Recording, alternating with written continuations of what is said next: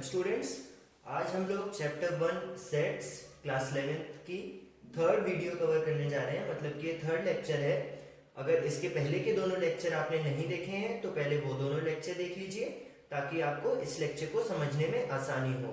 और हंसते रहिए और मुस्कुराते हुए सब कुछ आराम से समझिए। मुझे उम्मीद है कि अभी तक आपको सब कुछ इजीली समझ आ रहा होगा। तो आज जैसा कि आप देख रहे हैं हम लोग पढ़ेंगे टर्म्स एसोसिएटेड टू सेट्स।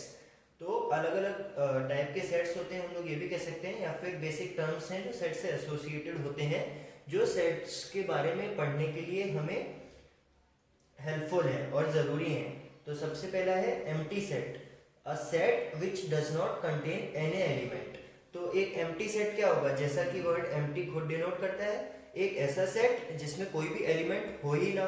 तो अब आप कहोगे ऐसा कैसे सेट हो सकता है, तो इसका एग्जांपल मैं आपको देता हूँ। जैसे कि x, मैं आपको जो एग्जांपल दे रहा हूँ वो रोस्टर फॉर्म में है, मैं यहाँ पे लिख देता हूँ x such that x is a student of class 6th and class 10th both. तो ऐसा कभी हो सकता है क्या? ये है एम्प्टी सेट का एग्जांपल। तो ऐसा कभी हो सकता है कि क्या कोई स्टूडेंट 6th और 10th दोनों क्लासेस में एक साथ पढ़ रहा हो, दोनों क्लासेस का सिलेबस सब एक साथ पढ़ रहा है, एग्जाम एक साथ दे रहा है, एक ही स्कूल में दो दो क्लासेस में बैठ के सारे क्लासेस ले रहा है? ऐसा कभी नहीं हो सकता। मतलब कि जो यहाँ पे लिखा है कि x is the student of class 6th and class 10 both, तो ये x कभी एग्जिस्ट ही नहीं कर सकता। तो ये ES जो सेट है ये एक एम्प्टी सेट हो जाएगा, क्योंकि ऐसा कोई भी स्टूडेंट नहीं है जो क्लास 6th और 10th में एक साथ पढ़ रहा हो।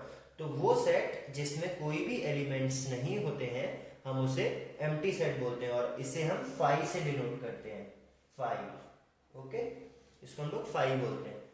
तो अभी इसके बाद आते हैं finite sets and infinite set. तो फाइनाइट और इनफाइनाइट भी जैसा कि उनका नाम खुद बता रहा है, वो सेट जिसमें या तो एक भी एलिमेंट ना हो, मतलब या तो वह एम्प्टी सेट हो, या कुछ फाइनाइट नंबर ऑफ एलिमेंट्स हो, उनको हम लोग फाइनाइट सेट बोल देंगे। A set which is empty और contains a definite number of elements is called finite set. या फिर अगर ऐसा नहीं होगा, मतलब कि उसमें फाइनाइट नंबर ऑफ एलिमेंट्स या जीरो एलिमेंट नहीं है, तो हम उसे इनफाइनाइट सेट बोल देंगे। अब इनके क्या एग्जांपल होंगे फाइनाइट और इनफाइनाइट सेट के? फाइनाइट सेट के बहुत सारे एग्जांपल हैं, जैसे जो हमने पिछली वीडियोस में भी कवर करे हैं। जैसे कि हमने एक एग्जांपल किया था books written by Munshi Premchand. तो मुंशी प्रेमचंद जी ने जितनी भी बुक्स लिखी हैं वो फाइनाइट बुक्स लिखी हैं, उन्होंने इनफाइनाइट नंबर्स ऑफ बुक तो नहीं लिखी हैं, तो वो एक फाइनाइट सेट हो गया। ऐसे हमने इनफाइनाइट के भी बहुत सारे एग्जाम्पल देखे थे। इनफाइनाइट सेट का क्या एग्जाम्पल हो जाएगा? A set of natural numbers. Natural numbers मतलब कि जो काउंटिंग नंबर्स होते हैं 1 2 3 4, वो कभी खत्म होते हैं क्या? काउंटिंग हमारी कभी खत्म नहीं होती।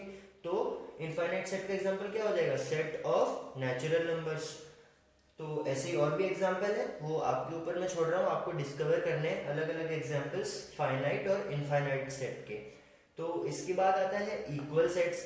इक्वल सेट्स भी खुद उसके नाम में ही उसका मतलब छुपा है, जो दो सेट्स के एलिमेंट्स बिल्कुल सेम होंगे।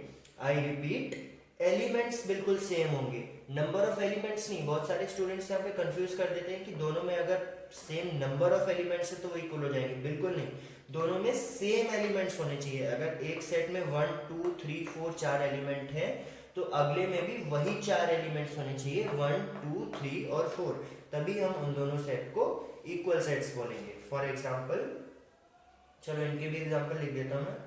फाइनाइट सेट का एग्जाम्पल है books written by Munshi Premchand. एक एक एग्जाम्पल में लिख रहा हूँ और एग्जाम्पल्स आपको डिस्कवर करने हैं। और इनफाइनाइट सेट की अगर मैं बात करूँ तो ये हो जाएगा सेट ऑफ नेचुरल नंबर्स, क्योंकि ये कभी खत्म नहीं होता।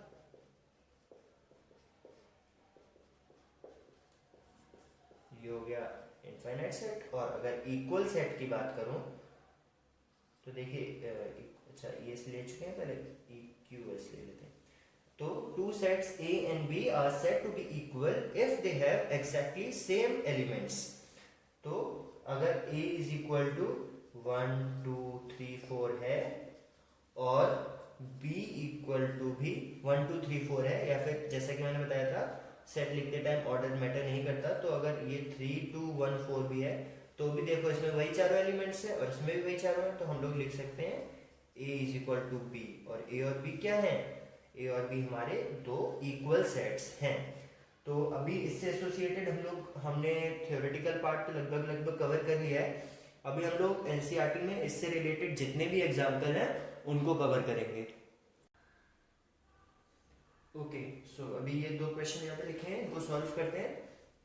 पहला क्वेश्चन है state which of the following sets are finite or infinite. तो हमें बताना है कि ये पांचों सेट हमें गिवन है, इनमें से कौन से फाइनाइट हैं और कौन से इनफाइनाइट हैं।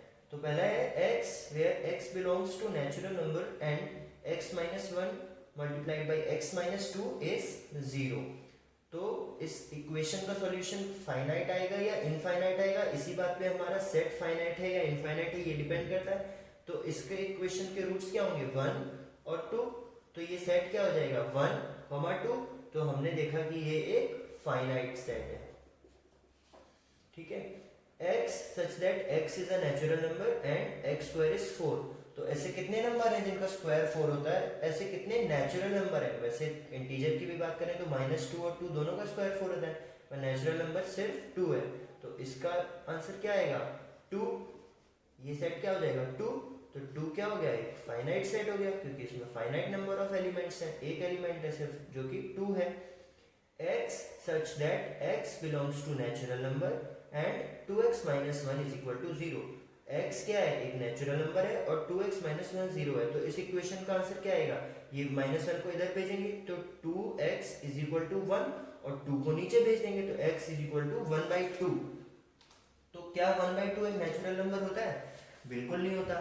तो इस पर्टिकुलर सेट में कोई भी एलिमेंट नहीं एग्जिस्ट करता, तो ये हो जाएगा एक एम्प्टी सेट। और एम्प्टी सेट क्या होता है जैसे मैंने भी बताया था, एम्प्टी सेट भी फाइनाइट सेट होता है, तो ये हो गया फाइनाइट।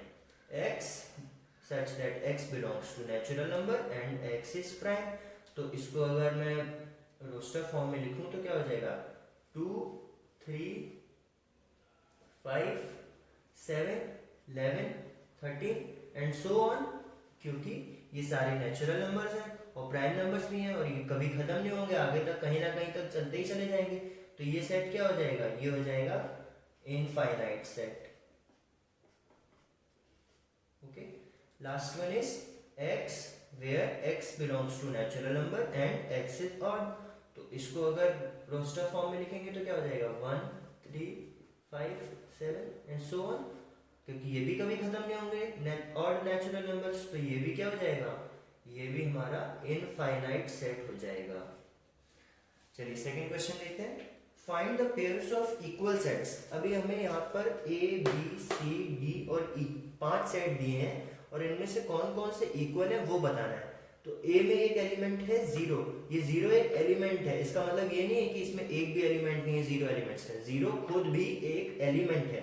तो a में एलिमेंट है 0, b हमें यहाँ पर सेट बिल्डर फॉर्म में लिखा है, वो क्या है x such that x is greater than 15 and x is less than 5।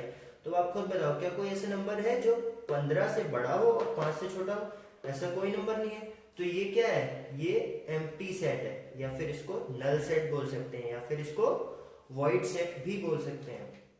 ऐसे ही c such that x such that x minus 5 is equal to 0। तो इक्वेशन कब सेटिस्फाई होगी, जब हम लोग x की वैल्यू 5 रखेंगे। तो अगर इसको भी मैं रोस्टर फॉर्म में लिखूं तो ये सेट क्या हो जाएगा, ये हो जाएगा 5, ठीक है। अभी ये देखिए x such that x square is 25।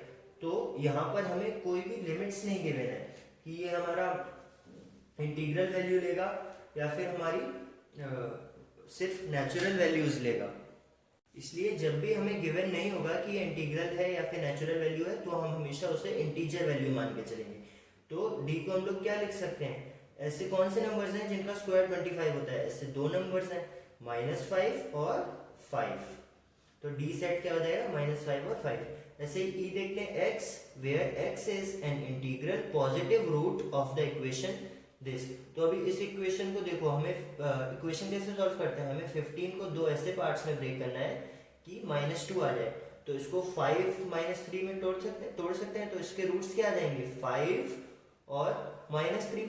पर हमें क्या गिवन है, x is an integral positive root, तो हम इसमें सिर्फ पॉजिटिव मतलब 5 लेंगे। तो e इज इक्वल टू 5। क्यों? क्योंकि हमें गिवन था कि हमें सिर्फ पॉजिटिव रूट लेना है इस इक्वेशन का। -3 तो नेगेटिव रूट है, तो इसको नहीं लेंगे। तो e 5 हो गया। अभी देखो a है 0, b तो नल सेट है, उसमें कोई एलिमेंट ही नहीं है, c 5, d -5 और 5 और e 5। तो इनमें कौन से ऐसे हैं जिनके सारे एलिमेंट्स एक दूसरे से सेम हो? 0। क्या और किसी सेट में 0 है? बिल्कुल नहीं। नल सेट, क्या कोई और सेट नल सेट है? बिल्कुल नहीं। c क्या है 5। क्या कोई और ऐसा सेट है जिसमें सिर्फ 5 हो? बिल्कुल है e। तो हमें एक सेट तो मिल गया, c is equal to e। अभी देखते हैं और क्या आता है। अब d में देखिए -5 और 5 दोनों है। क्या कोई ऐसा सेट है जिसमें -5 और 5 दोनों हो?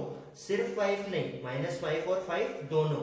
ऐसे ही हमें 5 के लिए सिर्फ वो सेट ढूंढना था जिसमें सिर्फ 5 हो। ऐसा नहीं है कि कोई भी सेट जिसमें 5 आ जाए वो हमारे इसके इक्वल हो जाएगा, वो सेट जिसमें सिर्फ 5 हो। इसलिए हमने c को e के इक्वल तो किया, पर c को d के इक्वल नहीं किया, क्योंकि c में -5 भी था।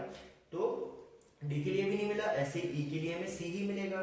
तो सिर्फ e is equal to c।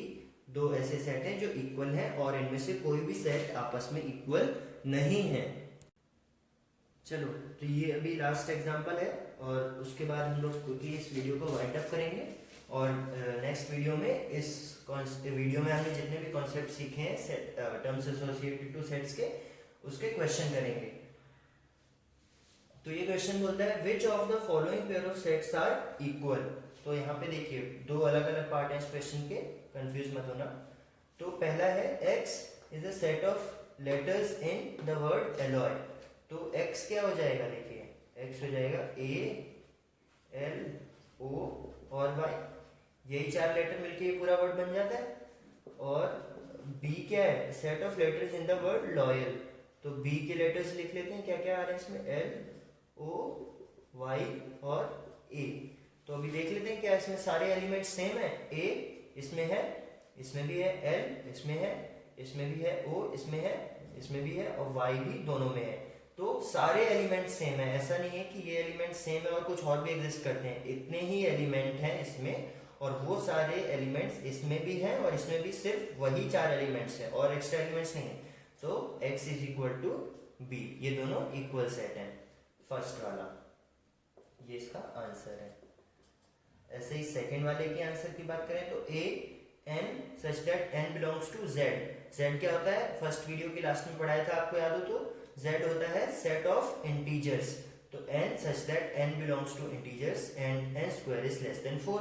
तो वो नंबर्स, वो इंटीजर नंबर्स जिनका स्क्वायर या तो 4 या उससे कम होता है, तो a क्या हो जाएगा -2, क्योंकि इसका स्क्वायर क्या होता है 4, -1 इसका स्क्वायर 4 से कम होता है, 0 1 और 2 ये सारे नंबर्स का स्क्वायर 4 या उससे कम होता है।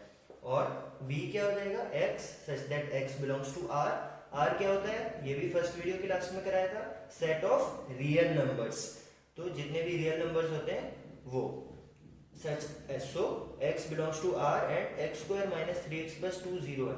तो इस इक्वेशन के रूट निकालने हैं, तो इसके 2 को ऐसे ब्रेक करेंगे कि -3 बन जाए मल्टीप्लाई ऐड करने पे।